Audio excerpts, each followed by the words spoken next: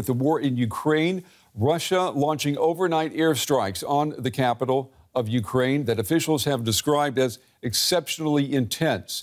Now, the head of Kyiv's military administration said that the Russian attack used drones, cruise missiles, and probably ballistic missiles. Ukraine's chief military commander said defense systems destroyed all of the Russian missiles in the airspace surrounding Kyiv. Debris fell across several of the capital's districts, causing a fire in one non-residential building. Recent days have seen a flurry of Russian airstrikes. DW's Nick Connolly, he's in Kyiv. He talked us through last night's events.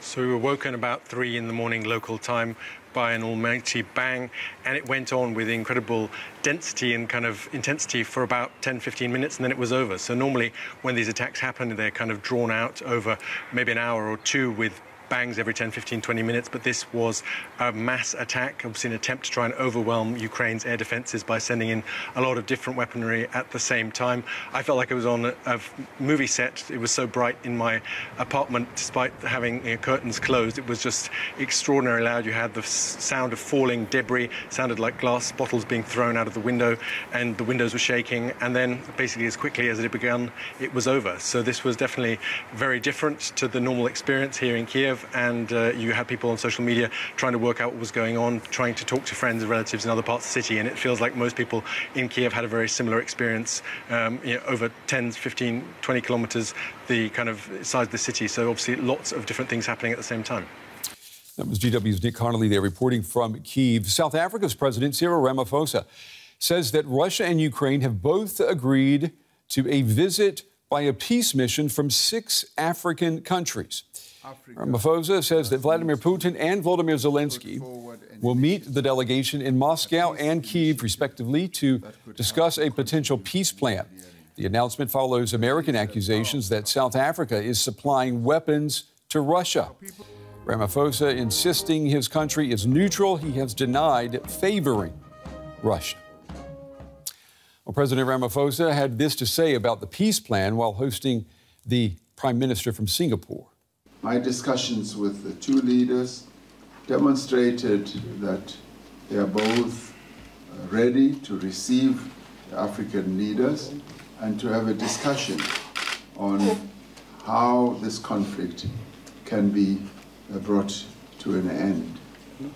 Whether that will succeed or not is going to depend on the discussions that will be held. All right, I want to go now to our correspondent, Privilege Musvanviri in Cape Town. Privilege, it's good to see you. Give us some details here. What do we know about this peace mission, this peace plan? Yeah, President Ramaphosa says that over the weekend, he had the opportunity to speak to both President Zelenskyy and President Putin over this proposed Africa Peace initiative.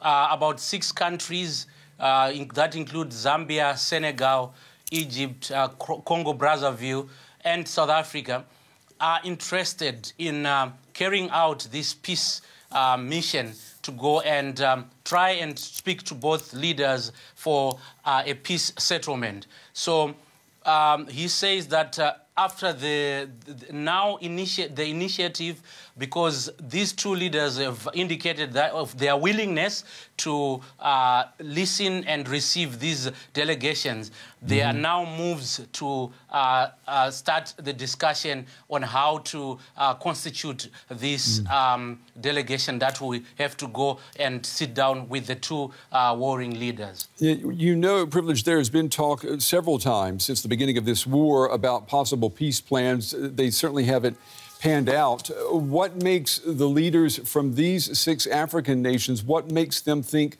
that they have a better chance when it comes to mediating or bringing about the end of this war? I think for Africa, they could be leveraged in terms of using its soft power and proximity to some of the countries that are in BRICS. Say China. China is a major player in BRICS. and Africa has got strong ties with China. China could play a part in terms of probably influencing the Russian president to sit down for a peace settlement in terms of this conflict that is ongoing. If you look at also the willingness of President Zelenskyy to pay an ear and receive the African delegation, there is, I think, light in terms of African leaders trying to broker this peace deal. But it will be significant, and it may be a first in terms of seeing Africa brokering peace in Europe and outside the African continent. But last week, the government of South Africa was having to defend itself against allegations that it is supplying weapons to Russia. I mean, that makes it look like it is anything but impartial when it comes to this war. What does that do then to the credibility of these leaders as impartial mediators?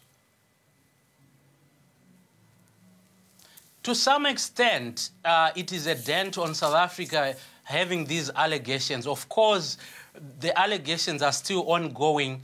The investigation that they've said they are carrying out to prove whether weapons were sold to Russia. But in terms of South Africa is a major player in BRICS, is a major member in BRICS. So I think African leaders are taking South Africa as a big player in BRICS that can be able to sit on the same table with Russia and have an influence and pass on the voice of African countries who are bearing the brunt of the Ukrainian conflict in terms of the disruption of global supply chains. Okay, our correspondent Privilege Moose van Heerly reporting tonight from Cape Town. Privilege, thank you.